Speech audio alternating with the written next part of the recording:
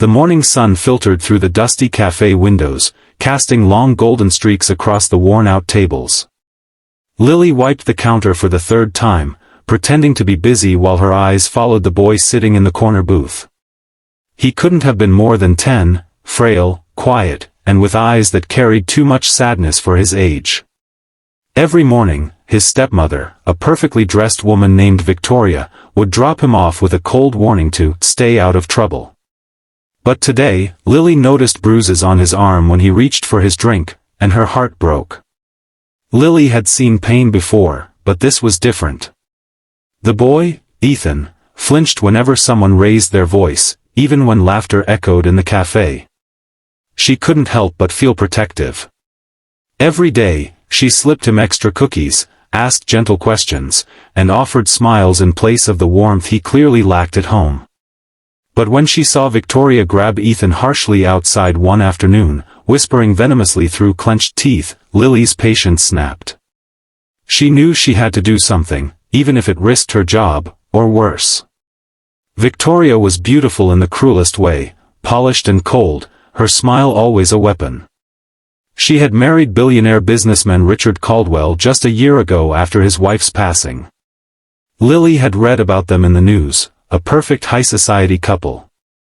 But seeing Victoria's treatment of Ethan shattered that illusion completely.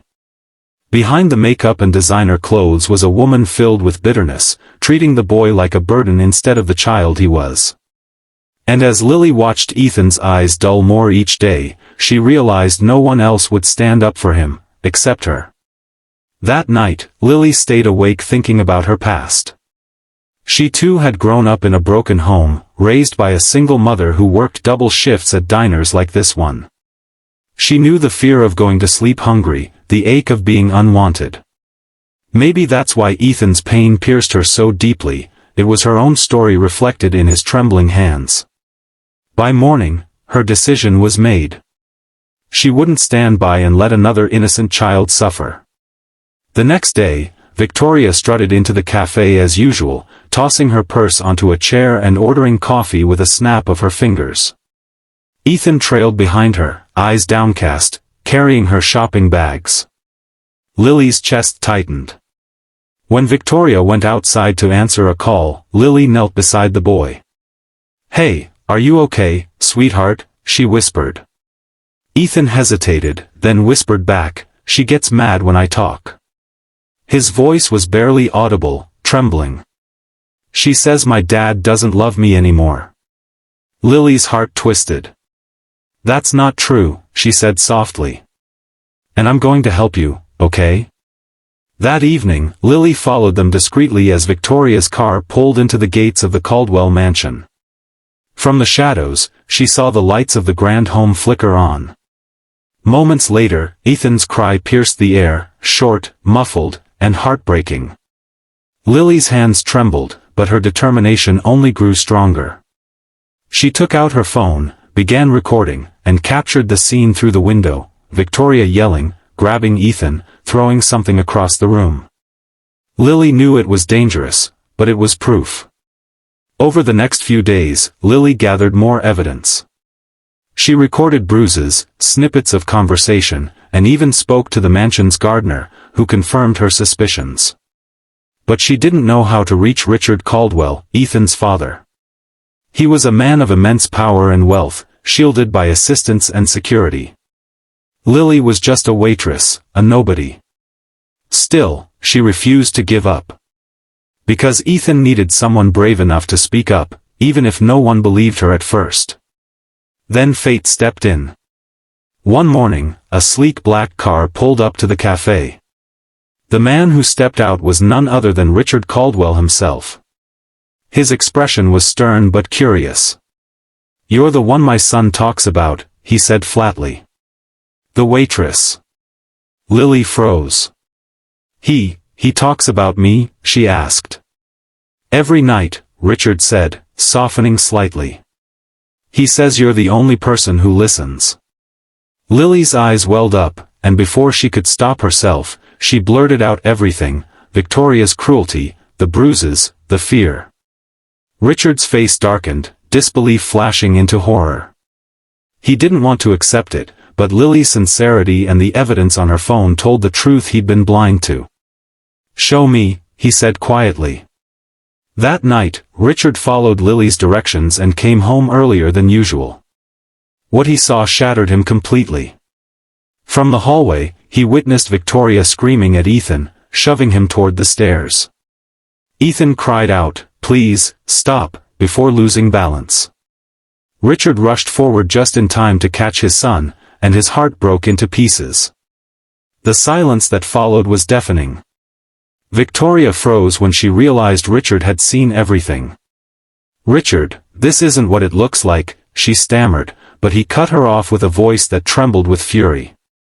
"Enough. You've done enough."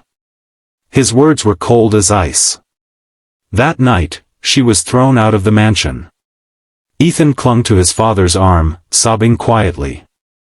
Richard turned to Lily, who had followed behind cautiously, unsure if she had crossed a line. "You saved my son," he said simply. "I can never repay that." In the weeks that followed, Lily's life changed. Richard insisted on rewarding her, offering her money, gifts, even a better job. But she refused most of it, asking only that Ethan be cared for and loved. She began visiting the mansion often, tutoring Ethan and helping him regain his confidence. Slowly, the boy began to smile again, something no one had seen in months. His laughter filled the halls that had once echoed with fear. And Richard couldn't help but notice how Lily's kindness healed them both. Over time, a bond began to grow between Lily and Richard, one built not on wealth or power, but on shared compassion and trust. Richard admired her strength, her heart, and her humility. Lily, on the other hand, saw in him a man broken by grief, doing his best to be a father again. Ethan often teased them gently, saying, "You two make a good team." And in many ways, he was right.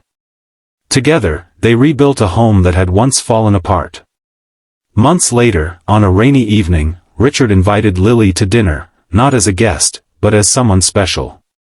The mansion felt different now, warmer, alive. As they sat by the fireplace, Ethan handed her a small drawing.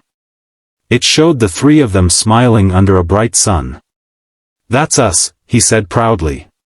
Lily's eyes filled with tears. For the first time, she felt like she truly belonged somewhere.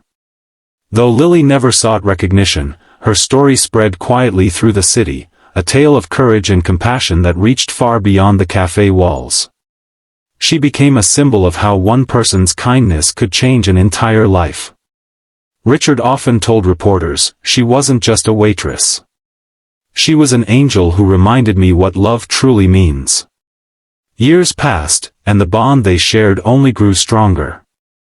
Lily continued to help others in need, opening a small foundation for abused children, funded by Richard but inspired by Ethan. Together, they turned pain into purpose, tragedy into transformation. Ethan thrived, growing into a confident young man who often said, "If Miss Lily hadn't stepped in, I don't know where I'd be." One evening, as the sun set over the Caldwell estate, Richard and Lily stood by the window, watching Ethan play in the garden. "You saved him," Richard said softly. Lily smiled. "No," she replied. "We saved each other." In that moment, everything felt right, the wounds of the past finally healed, replaced by love, trust, and hope. The story of the waitress and the billionaire's son wasn't one of fairy tale romance, but of real, raw humanity. It was a reminder that the smallest acts of courage can create ripples of change far beyond what we can see.